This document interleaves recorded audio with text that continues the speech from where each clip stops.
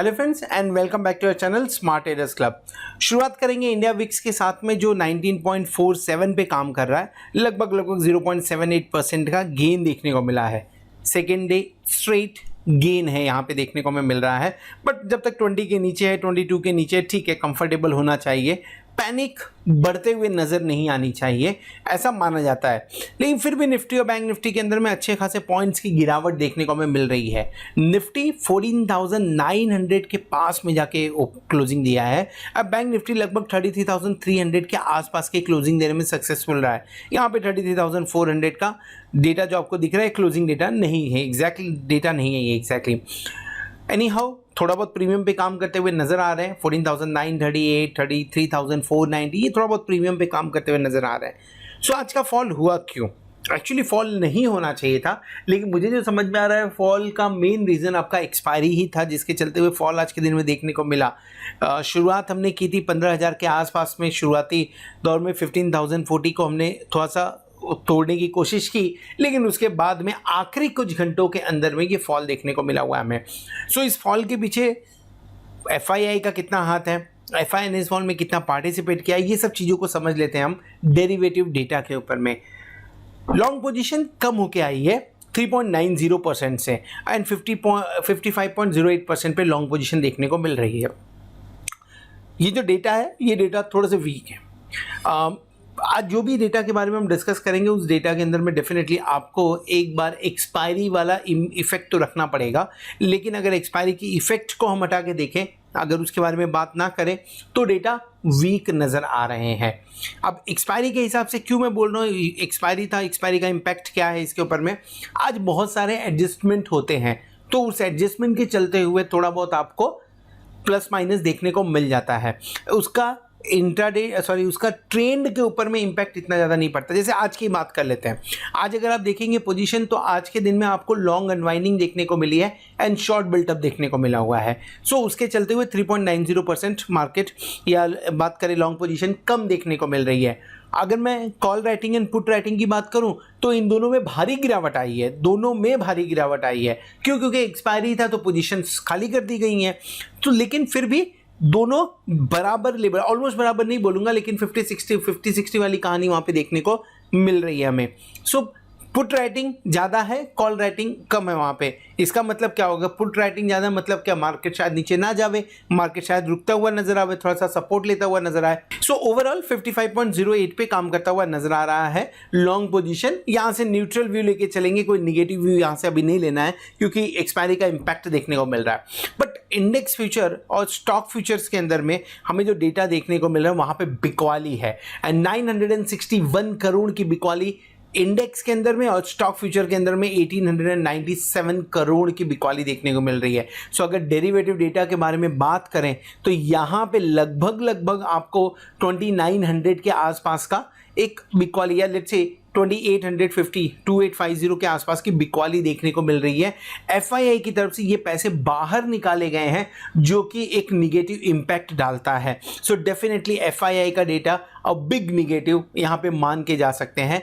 जैसा मैंने आपको पहले बताया, इस डेटा के ऊपर में आज इम्पैक्ट होगा एक्सपायरी का, लेकिन फिर भी डेटा निगेटिव है तो उसके बारे में तो बात करना ही पड़ेगा।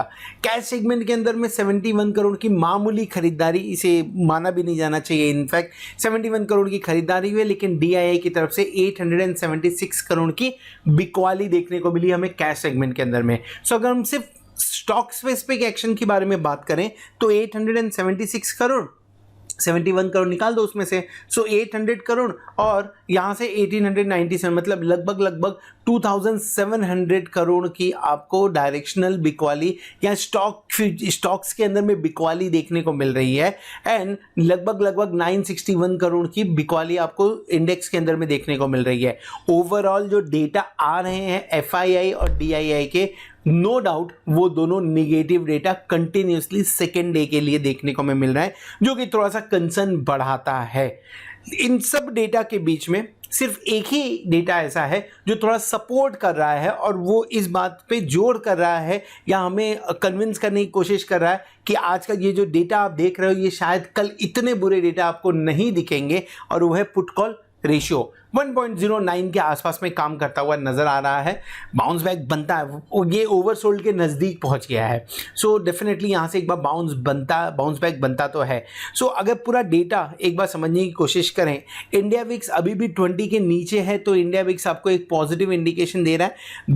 थोड़ा थोड़ा करके बढ़ रहा है, लेकिन अभी 20 के नीचे है, तो पैनिक तो नहीं होना चाहिए इतना वहाँ पे।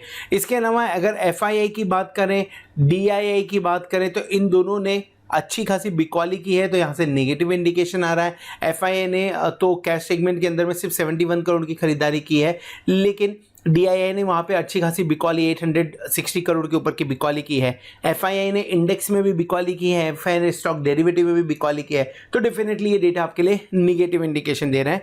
एंड पुट कॉल रेशियो जो है ये थोड़ा सा संभल के आ रहा है, और ये नियर टू ओवरसोल्ड नजर आ रहा है, जहां से एक बार बाउंस बैक पॉसिबल बनता है। अब ये बाउंस बैक होने के लिए दो चीजें चाहिए, एक तो पुट कॉल रेशियो सही होना चाहिए, और दूसरा आपका जो लेवल होता है निफ्टी के ऊपर में वो सही आए, जहां पे सपोर्ट देखने को मिले।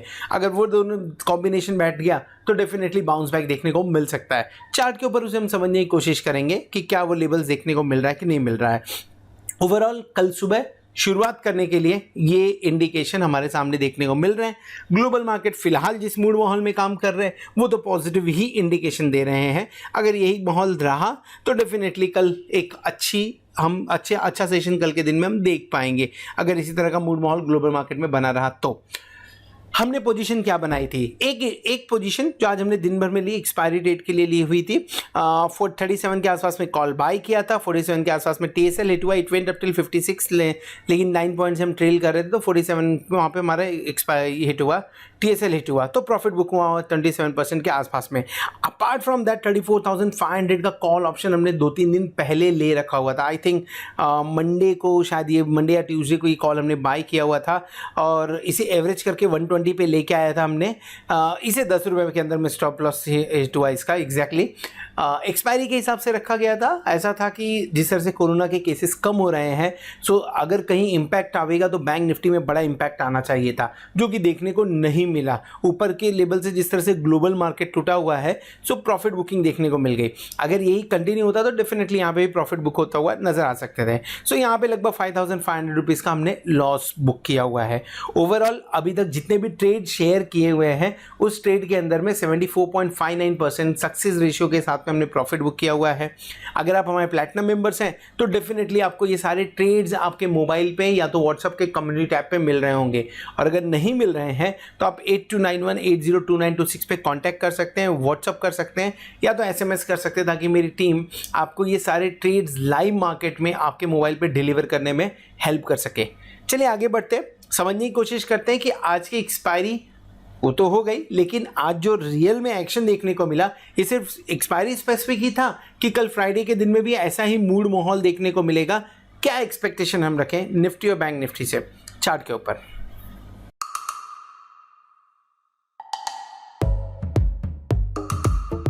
ये है सचिन कुकरेजा, इन्हें टोस को टच करना मुश्किल लगता है, पर अब स्टॉक्स पे investing in stocks easy. Stocks buy या सेल करो सीधे अपने फोन से। अब स्टॉक स्टार्ट करके देखो।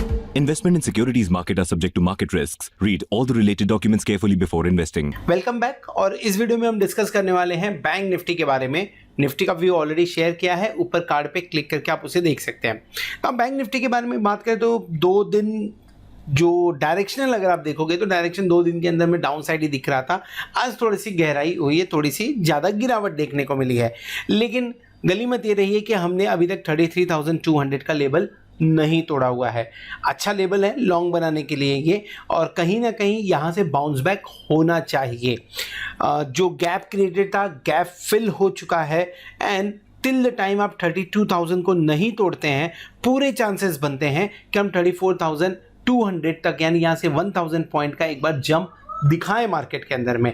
क्या एक्सपेक्टेशन होनी चाहिए? अगर मार्केट ने ओपनिंग फ्लैट की 34,000, 33,400, 33,200 के लेवल में, तो एक बार बाय करना चाहिए इन लेवल्स के आसपास में। स्टॉप लॉस लगेगा आपका 33,000 के आसपास का, एंड देन आपका जो टारगेट बनेगा, पहला टारगेट आपका ऊपर की तरफ आएगा 33,700 का, देन 34,200 का टारगेट, और अगर इसे क्रॉस करता है तो 34,600 का आपको टारगेट आने वाले दिनों के अंदर में देखने को मिल सकता है। कल ही मिलेगा क्या? चांसेस कम है। कल हो सकता है 33,700 34,200 देखने को मिल जाए। 34,600 की बात कल के लिए तो नहीं कर रहे हैं, बट मार्केट है, यू नेवर नो, कोई भी लेवल से दिखा सकता है। सो 33,000 के स्टॉप लॉस के साथ में ये काम किया जाना चाहिए। लेट्स से मार्केट ने गैप अप ओपनिंग दे दी, तो गैप अप ओपनिंग अगर आपको 33,700 के आसपास की मिलती है सो थोड़ा सा वेट करें, क्योंकि पहला टारगेट हमारा यही है। अगर आप 33,800 यानी लेट मी से ये जो लेवल है इस लेवल को तोड़ते हैं तो ही लॉन्ग करिए 34,200 के टारगेट के लिए, नहीं तो हो सकता है आपको एक बार प्रॉफिट बुकिंग भी देखने को मिल जाए थोड़ी बहुत यहाँ से। सो ऊपर की तरफ 34,200 से लेके 34,400 600 का जो लेवल है वहाँ पे शॉर्ट करना सही रहेगा, बाकी किन्हीं लेवल्स पे शॉर्ट मत करिए यहाँ पे। और नीचे की तरफ 33,200 से लेके 33,000 के बीच में बाइंग अपॉर्चुनिटी बढ़िया रहेगी। इन दोनों लेवल्स को ध्यान में रख के कल के दिन में बैंक निफ्टी में हमें काम करना चाहिए। डेली कैंडल देखेंगे तो इतना वीक नजर नहीं आ रहा है जितना निफ्टी नजर आ रहा है। निफ्टी अच्छा खासा रैली किया था, वहां से तो इसी प्रॉफिट बुकिंग देखने को मिली। अब 32,000 जैसा मैं बोल रहा हूँ वैसे 33,000 के नीचे अगर चला जाता है तो ट्रेंड एक बार नेगेटिव होता हुआ नजर आएगा, और आपके लिए अगला टारगेट 32,200 के आसपास, यानी वहाँ से 800 पॉइंट नीचे के एक बार दरवाजे खुलते हुए नजर आएंगे। नहीं लग रहा है वैसा होगा, और हो सकता है यहाँ से ऊपर के लेवल्स हमें देखने को मिले और हम फिर से 34,200 की तरफ जाते हुए नजर आए कल के दिन में। चांसेस बन रहे हैं, वैसे ग्लोबल मार्केट का सपोर्ट चाहिए खाली। ऑप्शन चेन में अगर देखें तो हमने क्लोजिंग दी है 33,334 के आसपास में, एंड उस हिसाब से हमारा जो एट द मनी होगा दैट विल बी 33,300। कुछ खास पोजीशन अभी बनी हुई दिख नहीं रही है यहाँ पे। सो 33,500 अगर आप देखेंगे तो सिर्फ और सिर्फ 18,125 लॉट का ओपन इंटरेस्ट, देन 26,919 का 34,000 पे ओपन इंटरेस्ट देखने को मिल रहा है। हाँ, इन द मनी में भी 16,582 लॉट का ओपन इंटरेस्ट देखने को मिल रहा है हमें। अगर पुट साइड देखेंगे तो 27,485 लॉट का ओपन इंटरेस्ट देखने को मिल रहा है, एंड 32,500 पे 16,612 लॉट का ओपन इंटरेस्ट देखने को मिल रहा है। ओवरऑल पुट में 33,000 पे थोड़ा सपोर्ट ज़्यादा नजर आ रहा है। एनी रीज़न, अगर किसी रीज़न की वजह से उसके आसपास में जाता है तो एक बार बाउंस बैक देखने को मिल सकता है। 32,500 बहुत ज़्यादा प्रॉब्लम क्रिएट नहीं करेगा, और अगर ऐसा हुआ तो हम 33,900 34,000 के लेवल कल के दिन में देखने को मिल सकते हैं हमें। स्ट्रैडल अगर समझने की कोशिश करें तो 590 प्लस 410 का आपको एक बार लेवल देखने को मिल रहा है। लगभग 1,000 पॉइंट की बात हो रही है, यानी 33,300 जिन लेवल्स के आसपास में है, यहाँ से ऊपर की तरफ 34,200 34,300 के लेवल, और नीचे की तरफ 32,300 के लेवल, ये दोनों के चांसेस बनते हैं। और ये दोनों लेवल हमने ऑलरेडी चार्ट के ऊपर में आपके सामने डिस्कस किए हुए हैं, तो चार्ट से भी वही लेवल समझ में आ रहा है और ऑप्शन चेन से भी वही लेवल समझ में आ रहा है फिलहाल। So this is all about bank Nifty. Hope आपको वीडियो पसंद आया रहेगा। अगर वीडियो पसंद आए तो वीडियो को जरूर लाइक करेगा, दोस्तों के साथ में शेयर करेगा। At the same time thank you very much for watching this video. Hope आपने चैनल को सब्सक्राइब कर लिया रहेगा और साथ में आप प्लेटिनम मेंबरशिप का भी बेनिफिट ले रहे होंगे। होप आने वाला वीक, आने वाली एक्सपायरी आपके लिए जोरदार हो और आप खूब सारा पैसा कमाएं। Good night. ट्रेडिंग की दुनिया तेज करने आ गया है अपस्टॉक्स।